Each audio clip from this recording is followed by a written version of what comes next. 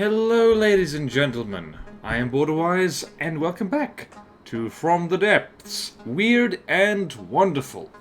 And you might be wondering what you're looking at right now. And what you're looking at is the inside of the command station or main chair or movie theater of the Scarlet Fang. Which is something I found in the workshop because I was looking for interesting things on the Steam Workshop, looked at the most recent uploads, and I found this and thought, oh, hello, this is interesting. And the more once I downloaded it and had a look at it, the more I thought to myself, oh, this is interesting. Oh, yes. Because this is the kind of thing that I really like looking at. Like back when I was doing subscriber craft reviews, and like now with Weird and Wonderful, it is nice to find something that is a mixture like of good and bad. Because if I only showcased things that are like flawless on this series, let's face it, that would get a little bit dull. And if I only showcase bad things, it's like, where's the wonderful in the Weird and Wonderful? But something like this is right up my alley, because it's a mixture of good and bad.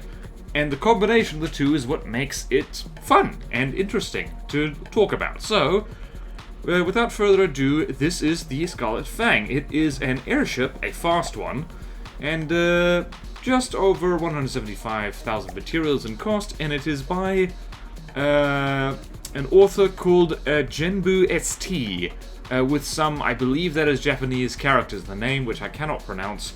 So, yeah, so thank you GenbuST for putting this gift out there, because this is a fun thing. It's not a super meta craft, like it is fast and it does have railguns and stuff, but it's not like, this doesn't feel, it's not like, this is mainly, I would categorize this mainly as an aesthetic build, which with some kind of meta elements, because there's some definite not optimal setups in this thing, but then there's some pretty darn good setups as well. So to start off with, let's start with the weird. What's weird about this thing? Well, if you poke your head in here, you'll notice that there's interesting things happening through these ducts. These are sexy turbines, by the way.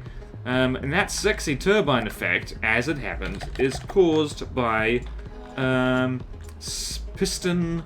what would you call this? Piston spin blocked heli blades. So, interestingly, this thing doesn't use Daddy blades at all, which is intriguing to me, because Daddy blades are exactly the same cost as spin block Daddy blades, and they basically there's very little reason to use these spin block heavy Daddy blades at all, because the Daddy blades are better in almost every single way, yet this one does that. That's a weird choice.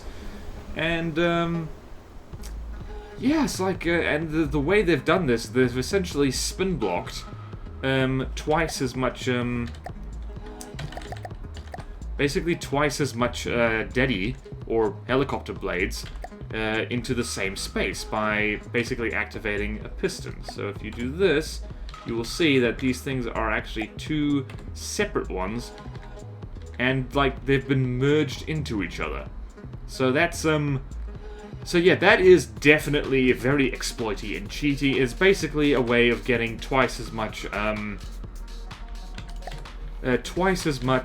like whatchamacallit, twice as much stuff into half as much space, I guess you could say. Which you could evade it entirely just by, you know, having a Daddy blade pole and adding some engine power, but presumably this is ultimately so you can look in there and see that circular alloy pole spinning around, which looks good. And as I said before, this is primarily an aesthetic build. That's also why it's got these pipes here for absolutely no reason. Like, it's got steam engines in here. Again, I'm not entirely sure what it's powering. Probably the batteries. In fact, yes, that is what it's powering, I believe. Steam turbine. Nope, that's a regular steam engine. Oh no, here's the small wheel. Not sure why this thing needs that. Because I'm pretty sure these helicopter blades aren't actually using any power at all. But yeah, so that's a weird thing, and it's like, as I said, it's like a combination of like pretty solid meta building with some glaring noob error. So I think, like, I would guess by the username that GenbuST is one of the is a member of the Japanese from the Depths community, and their work is always refreshing to look at because they straight up do not care about the meta, and they just do cool stuff. So, and speaking of, this is kind of why one of the reasons I picked this is because I don't believe this is a replica. I think it's just an original cool thing. Like, I'm not sure, I have no idea. This could be from an anime or a video game of some kind. I have no clue, but I don't think it is. I think this is Genbu's original, I guess IP or blueprint. BP, original IP BP. So yeah, let's talk about this. So, pro moves is that it's got pretty decent railgun shells. So, if we hold fire right here, so we can actually see this. So you go here, access intakes.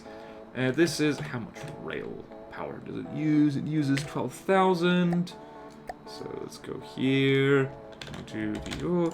So this is a pretty decent railgun shell. Not amazing, but it does the trick, and it's fun to spawn this in against anything that doesn't have well-armored turrets, because it just pops them off like dandelions.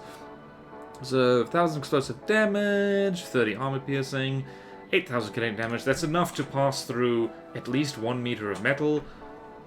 Good muzzle velocity, got a visible tracer, so pretty darn accurate. Got a visible tracer and stabilizer fin, like pretty darn accurate all around. So yeah, that's a decent shell, but if we look at the APS Tetris in here, like, this is not super good.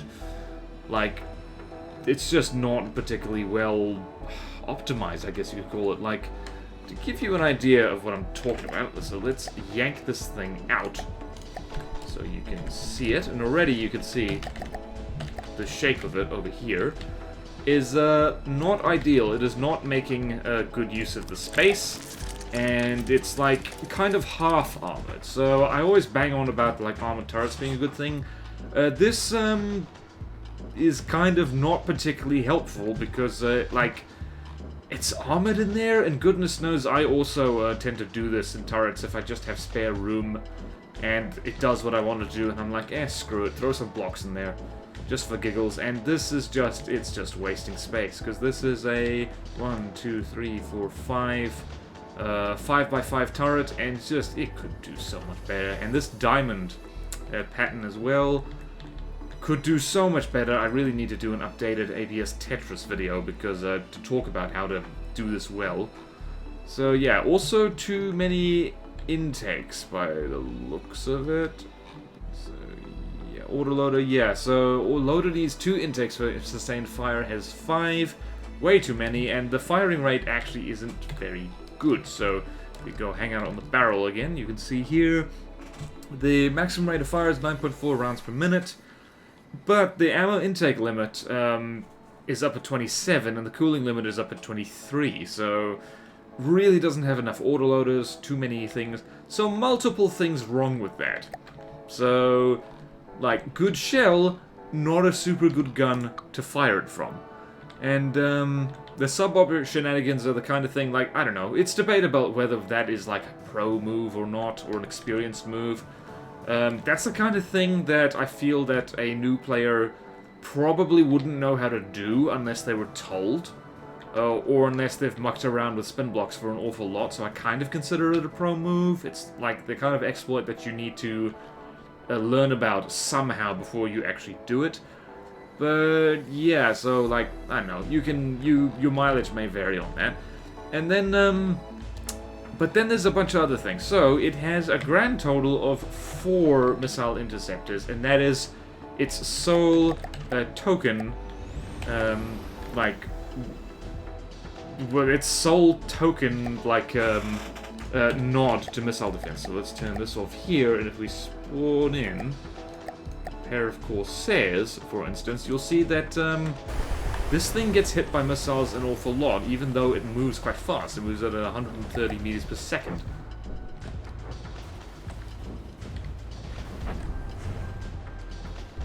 So So yeah, it can quite happily get hit by missiles. And it can also, because it stays at a very consistent altitude, it gets hit a lot. So it's like, it's not the most meta thing in the world, I'd say. And the way those interceptors fire is completely and utterly wrong for doing a proper job of, like, shooting down missiles. Although, by the looks of it, let's see what's happening here. Seeing a lot of explosions. I think this might be Seawiz, actually. I didn't notice that before. It is not Seawiz. What's going on here? Oh wait, it is. What the no. Oh, there it is, there it is, there it is, there it is. It totally is. Yep, there it is. There's the anti-missile cannon controller, and this can work pretty darn well using simple weapons for that, but I think this thing moves too fast for that, and these are not at a super good... Oh dear, they've got on at least one of these, yep,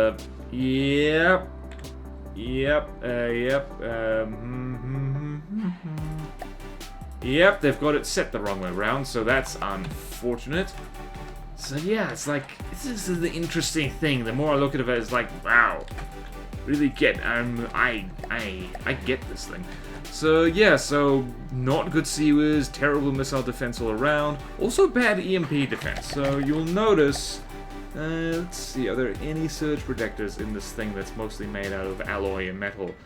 The answer to that is no. There is bugger all surge protectors. It's like, there's a fair amount of reinforced wood, but that's really not particularly good, because reinforced wood is about halfway between wood and metal, which in terms of EMP protection, it reduces EMP damage by 50 per meter, so not very good. So that is like half of wood, and it's not very good at all, and still channels it quite a lot. The AI is up here and is actually on metal and surrounded by reinforced wood. And yeah, surrounded by alloy right there. So big EMP jolt will fry the AI quite happily. In fact, we can probably demonstrate that right now. So let's... So if I turn this off... Yep. Yep, there we go. Wasn't even that big a deal. Down she goes. But yeah, it's like, also the CRAM. Oh, the CRAM Cannon down here is, oh, it's fun. And by the way, if you're wondering if I'm being a bit mean by picking random people on the workshop and, like, tearing their craft to bits, like, that's not the idea. This is, like, I am celebrating this thing because, frankly, it's the mistakes you make in playing from the devs that help you get better at it. And it's just such an integral part of this game that it's worth, you know, it's worth talking about. So this CRAM Cannon, let's see, doesn't have the required accuracy set, has a ridiculously long load time, so this thing is actually kind of a CRAM bomber. So you go here, you see this is a 1400mm CRAM. It's got a lot of kinetic damage with basically no AP. It's got a lot of explosive damage as well. It's got a laser targeter. But I think Genbu forgot to put any fuses on it, because we've got this fusing box with no fuses whatsoever. So that's embarrassing. Also, there's a predictor line that doesn't seem to do anything, actually. So if I commit sacrilege and just go here, if I do here, fire control Q-Tor. Okay, there it is. Okay, there it is. Alright, never mind. It does do something. So yeah, like, really not a necessary part of a CRAM Cannon to have a predictor on it. Exposed gauge increases, and this Tetris, it does make me cry. Look at this. So, this is... Like, I do think, like, if you go here, you'll say that no author details locked for this vehicle. It's great before authoring details for the game. Sorry. So this thing was quite probably made some time ago. I have no idea when, because it was added to the workshop in early December 2020. So I am judging this like it's a newish craft. And you see that this Tetris is, please, no, guys, no, this is not how it works. This is not how it works. Sorry, Genbu. But yeah, it's like, such kind of errors, or at least unoptimized bits, don't detract from the fact that this thing looks damn good. Like, I often put kind of these stripes along my craft, and the trick is always like knowing how to finish them off so they look good. But it's very sleek, very stylish. This, like, maybe it's my inner canoe maker who likes this kind of sleek hull shape so much, but yeah, it looks really good. From the outside, it looks friggin' sweet. It's also got, like, basically full interiors, or almost full interiors. So we've got this video screen, that is a little remote camera, or wireless camera rather, that's on a 2-axis turret that is just here. Also got a shield projector on it for basically no reason except to look cool, really, because that's really not going to do anything. But yeah, we've got all kinds of groovy stuff. We've got reflections, light fittings, we've got doors, we go in here, you'll see. And also getting this like sleek, almost linoleum floor. That is what the reverse side of reinforced wood looks like. So if you want to make a very consistent metallic floor that doesn't have a whole bunch of like nuts and bolts in it, reinforced wood is the way to go. Lots of material storage to hold anything from probably booze to anything else. And it's like we've got little side doors here, so you can go in and you can investigate the systems. It's got RTGs as well, so presumably that's to power the railguns, which again is a terrible idea because RTGs are very volume and cost inefficient when it comes to making energy, so really only worth it for if you're using very, very little power. You certainly don't want to run railguns off them. And over here, some more story over here. Yeah, RTGs over here. Go over here, more interiors. I love the fact that there are slopes here. Just like slopes. Slopes make me happy. It's also got steam valves. It really does look like the interior of not really a sci-fi airship, but definitely, like, you know, this would be not out of place in just the inside of a steampunk ship. Also, I just realized these are ammo boxes right here.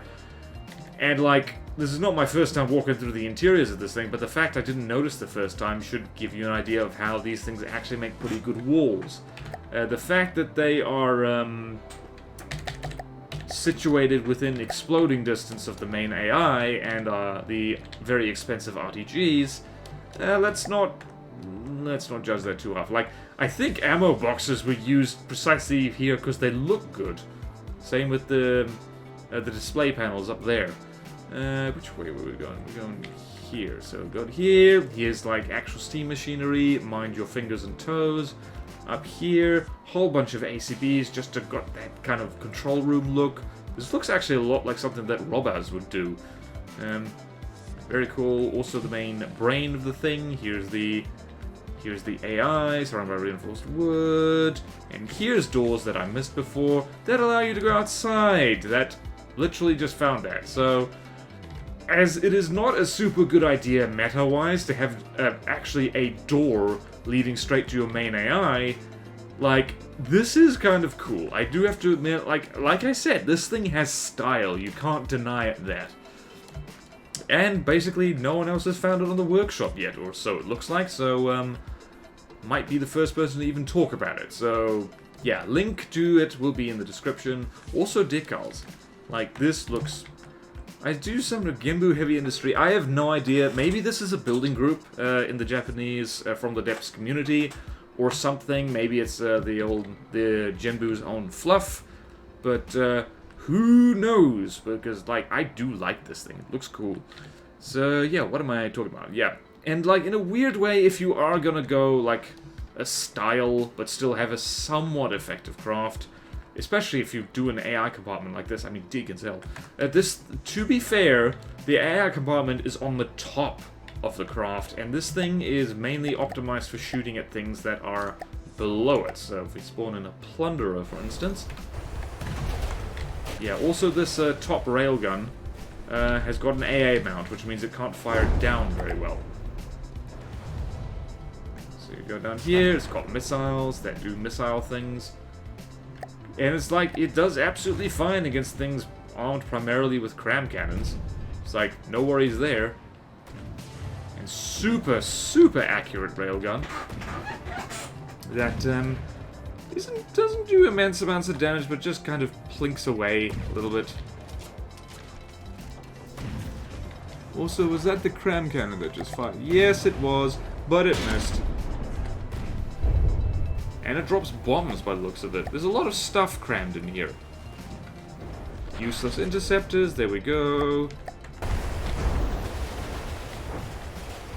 So you see, it's got stuff in between the AI.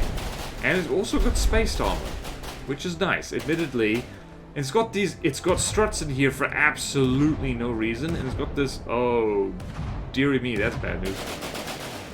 Like, I have no idea where those missiles are being launched from, actually. So yeah, it's like, that's, got style. Can't deny. You other brothers can't deny.